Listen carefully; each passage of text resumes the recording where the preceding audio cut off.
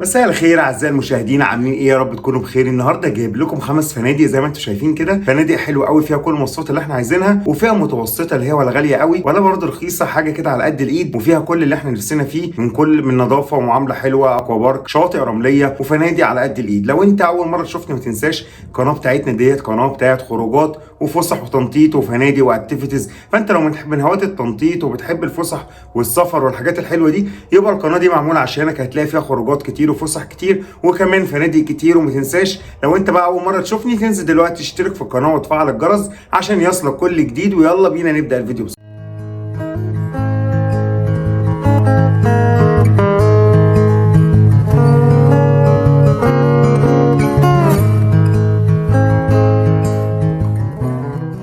اول فندق بقى كان معانا فهو فندق مورينو هوريزون. الفندق دوت كان ترند في 2024 وكل الناس كانت بتسالنا عليه وكل الناس كانت عايزه تروحه وكل راح اتبسط منه جدا. هو كان في فئه سعريه كويسه جدا وفي نفس الوقت كان فيه كل المواصفات اللي احنا عايزينها. اول حاجه المساحات الحلوه اللي احنا زي ما احنا شايفين كده، وقعدات في كل مكان للتجمعات والقعدات الحلوه. تاني حاجه هنخش بقى على حمامات السباحه. زي ما احنا شايفين في حمام سباحه كبير وحمام سباحه للاطفال، في الشезлونجات مناظر طبيعيه حلوه جدا موجوده حوالينا في كل مكان. في كمان اكوا بارك حلوه للكبار واطفال، ولا اللي هي كبيره قوي ولا هي صغيره، متوسطه وجميله. الغرف بتاعته حلوه ونظيفه، في كل الغرف اللي احنا عايزينها، دبل وتريبل وفاميلي. في كمان الاطلالات بتاعت الغرف متميزه جدا، اطلاله على البحر وعلى البول وعلى الاكوا زي ما احنا شايفين. برده بيتميز بقى ان هو في شاطئ خاص رملي جميل جدا نظيف جدا. الشط بتاعهم حلو، الشمسيات، في مارينا كده حلوه في النص زي ما احنا شايفين، مارينا بتتمشى عليها، ممكن ننط جوه، سنوركلينج كمان، في يخوتة، في مراكب حلوه قوي ان احنا نقدر نعمل اكتيفيتيز برده في البحر وناخد جولات حلوه قوي. المايه بتاعته يا جماعه نظيفه جدا، بحر الغردقه حلو قوي، بينما يكون رملي ويكون بالنظافه دي والشезлونجات والقعده دي، مش هتحتاج اصلا تروح للبول كتير عشان البحر هيبقى جميل جدا. كمان الريسبشن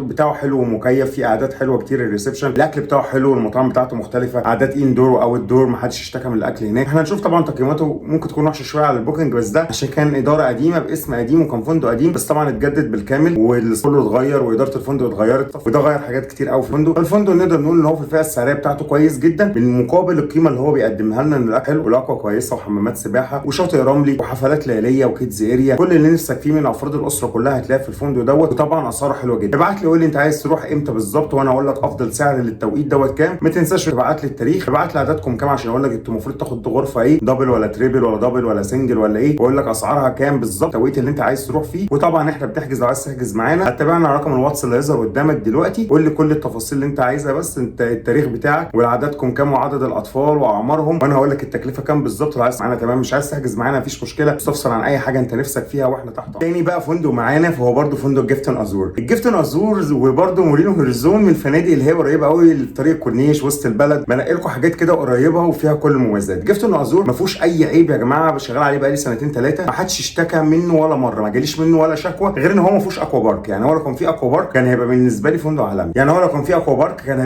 فندق عالمي، فهو ان هو بس عيبه الوحيد ما فيهوش اكوا بارك. البحر بتاعه ممتاز جدا، هو طبعا صف اول على البحر، شاطئ رملي جميل جدا وممتع قوي، مكان كله استجمام، مساحات خضراء حلوه، هدوء ونظافه، معامله بروفيشنال جدا. الغرف بتاعته حلوه جدا، بتبص على اطلالات جميله، سايت سي فيو او بول او كل اللي انت عايزه، مطاعم وسناكس وبارات في كل مكان، هتقدر تستمتع بالسناكس بتاعته. والمطاعم بتاعته حلوه جدا، موجوده في اي مكان انت تروحه، عند البول او عند البحر هتلاقي بار وهتلاقي حلو قوي، معامله الناس حلوه قوي، تديك اللي انت عايزه ببشاشه كده وتحب. حمامات سباحه كبيره، اشغال اجنبي عالي، مفيش تفريق بين مصري واجنبي، كله بيتعاملوا معامله واحده، هتحس ان انت اجنبي في الفندق، الناس بتعاملك حلو قوي. وطبعا في ملاعب وفي حفلات ليليه، الحفلات برده بتاعته حلوه وبيعملوا فقرات حلوه قوي. فندق كمجمل جميل جدا، بالنسبه كمان لسعره يا جماعه اسعاره هايله جدا، بيعتبر من اقل الاسعار او الاسعار الحلوه اللي موجوده دلوقتي في الموسم دوت وفي السيزون دوت. ومقابل الفندق بامانه كل اللي راحوا معايا السنه اللي فاتت راحوا تاني السنه دي وبيطلبوا مني تاني. في ناس بتسالني على اسعار عشان برضه هتروحوا يعني شهر 7 و8 و9. جيفتون ازور من الفنادق المميزه قوي اللي انت تروحها وعلى ضمانتي، واتحداك لو طلعت لي فيه عيب واحد غير ان هو ثالث فندق معانا بقى فهو كورال سان بيتش اللي هو في سفاجه. برضه احنا عارفين معروفه سفاجه بالشط بتاعها الرملي الجميل الكريستالي الحلو قوي، فكورال سان بيتميز اكتر حاجه حلوه فيه البيتش بتاعه، حتى هو اسمه كورال سان بيتش. البيتش بتاعه جميل جدا، رملي نظيف، الميه بتاعته كريستالي وجميله جدا زي ما احنا شايفين، شط كبير فيه شمسيات وحلوه وقعدات شезлونجات جميله جدا. على الجنب التاني هنلاقي فيه نظام خيم كانك كامب، لو بتحب انت الاجواء دي فانت هتستمتع فيه جدا. البحر بتاعه حلو، الفندق محندق كده، ولا هو كبير ولا هو صغير، الفندق كويس وحلو قوي لكبار السن ان هم يستجموا فيه ويستمتعوا فيه. الاجانب كمان بيحبوا الفنادق دي قوي. الفندق فيه بار كبير شغال على مدار اليوم، بيقدم مشروبات حلوه وبيقدم كل اللي انت نفسك فيه. ما فيهوش غير حمام سباحه واحد بس كبير ونضيف وحلو قوي. حمام السباحه بتاعهم برده مميز. منظر بقى العماير زي ما انتم شايفين كده، المباني بتاعت الغرف، المنظر حلو قوي. الغرف شكلها حلو، بتبص باطلالات حلوه على طبعا الجبل والصحراء والميه، ما تجمع ما بين الخضره والشجر والنخل. اماكن حلوه قوي للتصوير هناك. طبعا سعره برده مش عايز اقول لكم ان هو مميز جدا بالنسبه للاسعار اللي موجوده السنه دي في 2025. اسعار متخلفه زياده عن اللزوم، سوري يعني. بس الفندق دوت سعره حلو قوي مقابل القيمه بتاعته. ان هو الاكل بتاعه حلو، المطعم بتاعه حلو، محدش اشتكى من القهوه كتير. هو بيقولوا بس ما فيهوش تنوع، يعني هو ما فيهوش تنوع كبير، لكن هو الاكل اللي فيه حلو. هتلاقي فيه البروتينات اللي انت عايزها، وهتلاقي فيه كل اللي انت نفسك فيه من فاكهه وحلويات وكل حاجه، زي الفنادق برده اللي اتكلمت عليها قبل كده. بس الفندق دوت مميز بان هو فيه برده لعبه شطرنج، ان انت لو عايز تلعب عندها او تتصور عندها. في اطلالات حلوه قوي للغرف، والغرف نظيفه جدا، والخدمه شغاله 24 ساعه. في كمان ملعب كره طايره. يعني بص كمجمل كده كفندق هو حلو قوي، مقابل بالذات كمان سعره. قول لي انت بس عايز تسافر امتى، وعددكم كام، وهتاخدوا كام غرفه، وانا هقول لك كده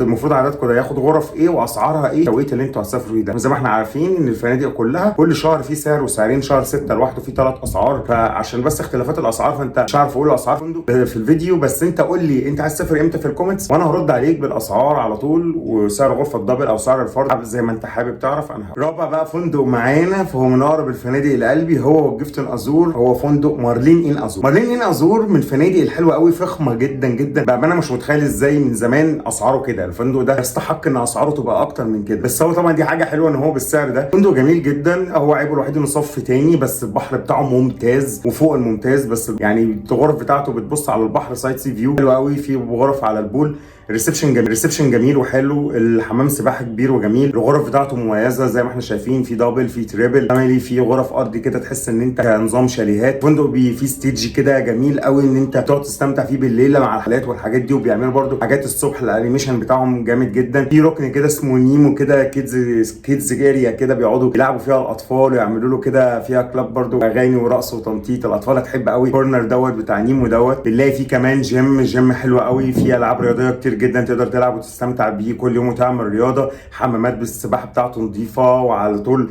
اليوم عليها الاغاني شغاله، واكتيفيتيز حلوه قوي. في بار داخلي شغال طول اليوم غير البار الخارجي. في كمان القعدات جوه حلوه قوي عند الريسبشن او عند البار، او القعدات اللي بره على البول، او القعدات اللي على البحر. قعداته جميله جدا. جوه كده عند القعدات في ترابيزه بلياردو لو حابين نلعب بلياردو. واهم حاجه غير ان اكله ممتاز جدا جدا، وتنوع كبير في الاكل، وعمر ما حد اشتكى لي من الاكل. ناس كتير قوي حجزت معايا في مارلين ان ازور زي الجيفتون كده، وبيشكروا في اكله حلو قوي، انه متنوع كتير ونضيف، والمطعم ريحته حلوه. ما فيش النظام اللي هو المطاعم اللي ريحتها وحشه دي، لا، مطعم مفتوح مكيف، او قعدات بره وقعدات جوه. في مطعم كده على البحر للاسماك، والاكل بتاعه نضيف جدا. عمرك ما تلاقي فيه شكوى ولا غلطه. انا عمري ما جالي غلطه من الفندق ده، ولا شكوى واحده من الفندق ده. من الفنادق اللي فعلا ما فيهاش غلطه، واسعاره بامانه مميزه جدا يا جماعه. سعره حلو قوي. واللي بس انت عايز تروح عني فتره وانا اقول لك سعره، وانت هتتفاجئ ان ازاي الفندق بالقيمه دي والحلاوه دي وبالسعر ده. وخش شوف تقييماته. هو برده زي الجيفتون ازور واي حاجه من مجموعه ازور، تقييماتها حلوه قوي، وكل الناس بتشكر فيها قوي، من معامله الستاف ومن معامله الناس، ومن النظافه، ومن الاكل، ومن البحر، ومن كل حاجه. خامس فندق معانا بقى، ده اللي اتكلمت عنه قبل كده في المجموعه دي. يعني الاربع فنادق دول ما اتكلمتش عنهم قبل كده، بس شغال عليهم وفنادق حلوه قوي. هو فندق مينا مارك. فندق مينا مارك من الفنادق اللي بحب على طول احطها في الفنادق الفئه السعريه المتوسطه، اللي هو ولا برده غالي ولا هو قليل، وهو برده فندق ولا هو ضعيف ولا هو توب، حاجه في النص كده وكويسه وسعرها مناسب قوي. حجزته كتير قوي الاجانب والعرب، وكل اللي بيروحوا بيشكر فيه جدا. هم اللي بيتضايقوا منه مصريين، مش عارف ليه. هو عيبه الفندق دوت ان هو مساحته مش واسعه، مساحته صغيره شويه، فعشان كده الناس بتخش تتضايق منه شويه. لكن انت الفندق فيه كل حاجه، ريسبشن حلو، استقبال حلو، زي ما احنا شايفين كده. هتخش جوه هتلاقي فيه حمامات سباحه جميله، هتلاقي فيه اكوا بارك جميله جدا جدا، مش صغيره برده يا جماعه. انا بالنسبه لي بستمتع بيها قوي. في كمان كيدز اريا حلوه، بيعمل حفلات. الشط بتاعه كمان رملي، دي من الحاجات المميزه قوي ان انت تروح فندق في شارع شيراتون في قلب البلد وقريب جدا، وشاطئ رملي وفي اكوا بارك وفي كيدز اريا، والغرف بتاعته مميزه، والاكل بتاعه كويس جدا وجميل. هو بس مش كبير، يعني البوفيه مش كبير قوي ولا هو كتير واصناف كتير، لا، بس انت هتلاقي فيه فراخ ولحمه واسماك، وهتلاقي فيه حلويات، وهتلاقي فيه فاكهه، ومحدش هياكل اكتر من كده. اهم حاجه جوده التست، الاكل، تست الاكل عندهم حلو. وبرده انا مفيش حد اشتكى لي من الفندق دوت غير مره واحده. كان عميل مصري اشتكى من في الغرفه بتاعته، والناس من غير ما نعمل اي حاجه غيرها له على طول ونقلوه في غرفه تانية، وكانت غرفه جميله واستمتع جدا باقامته واتبسط منه جدا. ففندق برده مينا مارك من الحاجات المحترمه والنظيفه اللي اقدر ارشحها لك بقلب جامد، ان انت لو رحتها بالفئه السعريه دي فانت هتتبسط جدا وهتدفع قيمه مقابل السعر. بكده انا خلصت لكم 5 فنادق حلوين جدا في الفئه المتوسطه. طبعا مش ال5 دول بس، في فنادق معايا كتير فئه متوسطه حلوه، بس انا الاجبار على الفئه المتوسطه برده ما بيبقاش كتير. لو انتوا عايزين فنادق تانية فئه متوسطه قولوا لي، وانا اقول لكم برده، واعمل لكم فيديو تاني ان شاء الله ب5 تانيين كلها فيهم برده شط رملي واكوا بارك، وفي حتت مختلفه. عايزين في الغردقه، في مرسى علم، في السخنه، في الشرم، كل اللي انتوا عايزينه اكتبوا لي تحت وانا هجهز لكم على طول الفيديوهات اللي انتوا عايزينها. اهم حاجه بس لما تيجي تبعت لي على الواتساب الرقم نازل عندك دوت، ما تبعتليش كده وخلاص، ابعت لي قول لي التاريخ كام، انت عايز تسافر امتى بالظبط، عشان ده بيفرق في السعر. عددكم كام عشان برضو بيفرق في عدد الغرف والسعر.